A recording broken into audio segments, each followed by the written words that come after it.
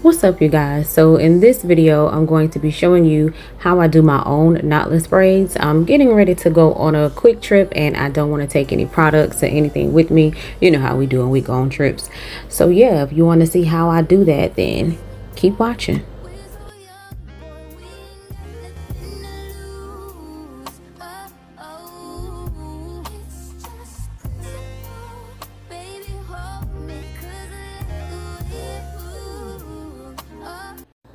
Alright, so we're gonna jump in and get straight to the point because I hate when I watch a video and I gotta listen to 10-15 minutes of a backstory on why they want their hair done that way.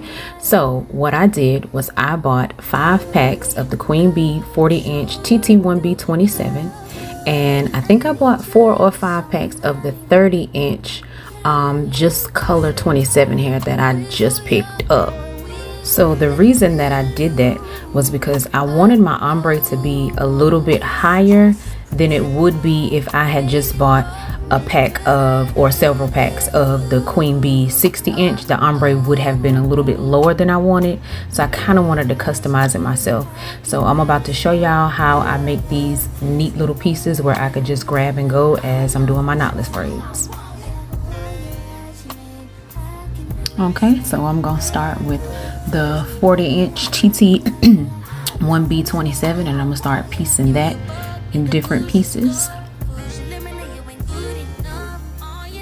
So when you take the rubber band off, you kind of want to smooth the little flyaways on each side down with your hands, because that will help you be able to pull apart the smaller pieces a lot easier. And I also add foam to the pieces that I have in my hand to help smooth it out and lay across the table easier. That way when I go to pick it up, it's easier to pick up and it doesn't stick to the other strands or pieces of hair that's already laid down on the table. And while I'm doing that, I want to just say that when I do my clients' hair, when they come for their knotless braids, this method of having this hair prepped cuts down on at least an hour and a half to 2 hours of the time that you'll spend with me. So that gets you out a whole lot faster. So that's why I prefer to have the hair before they get here.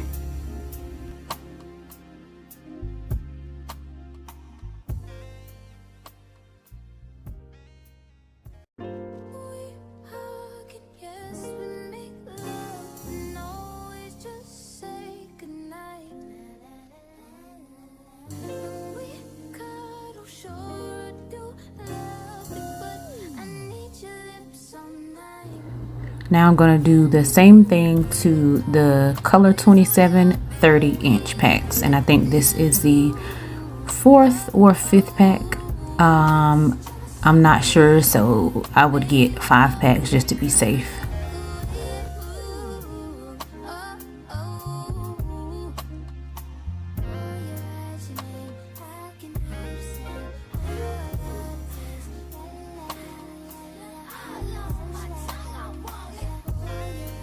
Okay, and this is my very last piece, and this is what it looks like, all prepped and ready.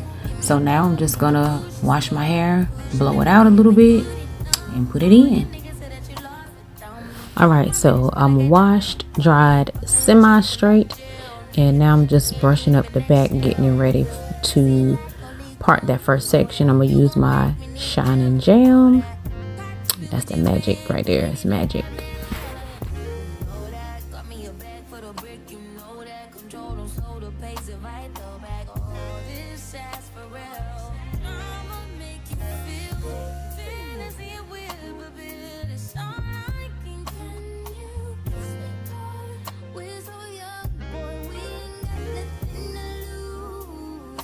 So now I'm parting off with my favorite rat tail comb.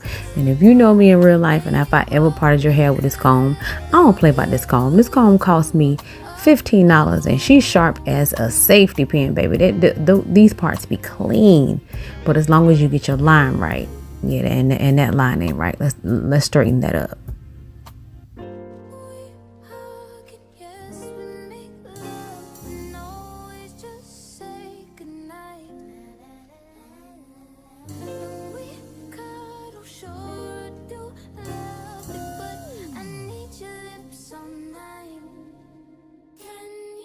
So if you notice, I'm holding the comb still, but I turned my head, and I find that makes it a little bit easier for me to get a clean part when I'm parting my own hair.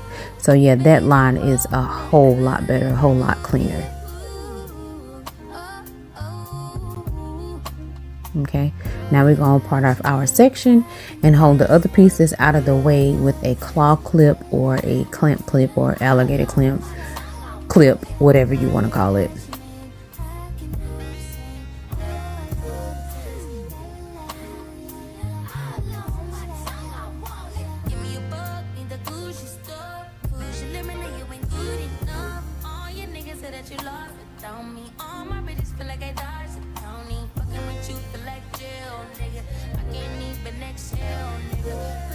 All right, now we're using some, I think it's Manuka Pro Growth oil.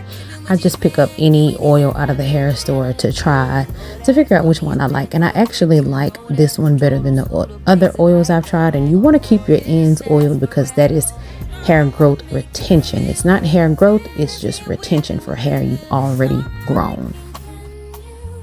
Okay, so here I'm splitting the hair in 3 between my fingers, kind of like you're starting a cornrow, and I'm picking up my first piece of the TT1B27 ombre, and I'm sticking it right under my pointing finger to catch it around the next revolution I'm gonna start.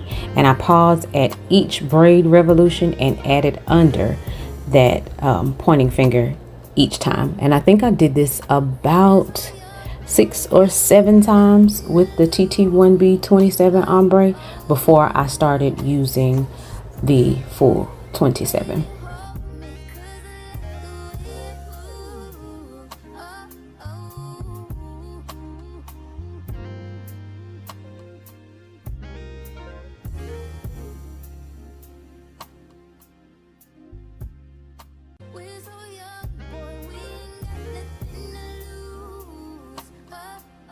Okay, so I also want to notate right here, and a lot of people don't know this, but that's the Kinachula in me. When you're braiding like a cornrow, what you're doing is pushing each strand over the other to get to the center to make a braid. So what you're going to see me do right here is flip the braid over and start plaiting, because when you plait, you're pushing the strands under one another to get to the center to create a braid. And you want to make sure you do that because you don't want to have that big lump that shows where you changed from braiding overhand to braiding underhand. Okay, so what I'm going to do now is start picking up some of the solid color 27 pieces and feed them into the 27 that has ombre from that other hair. And I want to say I may have used about 4 or 5 pieces in the ends of each braid, but you'll feel how much you need to feed into it because you'll feel your braid starting to thin out before you want it to thin out.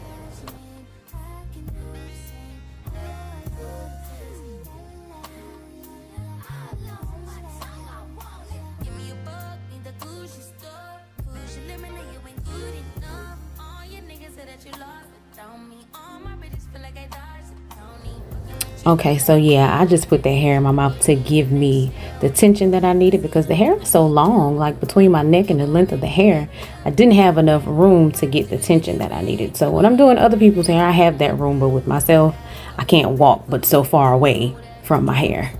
So I went ahead and finished the rest and saved this last one because y'all didn't want to sit there through all of that, because I didn't want to sit there through all of that. So you're still following the same, start off with a cornrow, feed the braids in, yada yada yada, stuff that you did in the beginning. And I'm bending down closer to the camera to try and show y'all exactly how I'm pinching the strands of hair under the braid while I'm holding it. This is kind of hard. I hate that I couldn't get better angles, but I hope what I said made sense as I was going.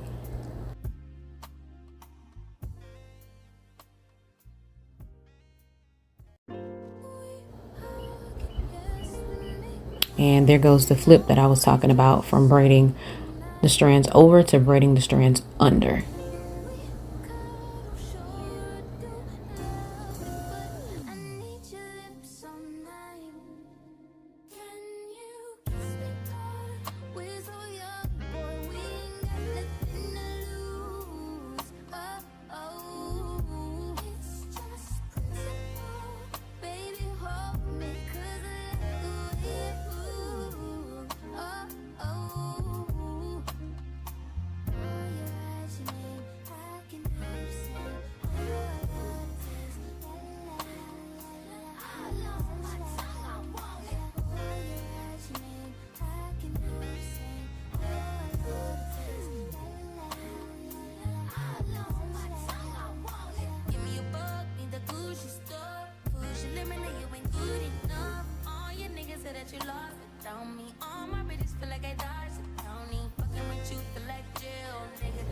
And we done, baby. I'm not gonna do anything to my edges because I'm not going anywhere. I'm just gonna save that product and save that tension for when I do go somewhere. But this is what we looking like.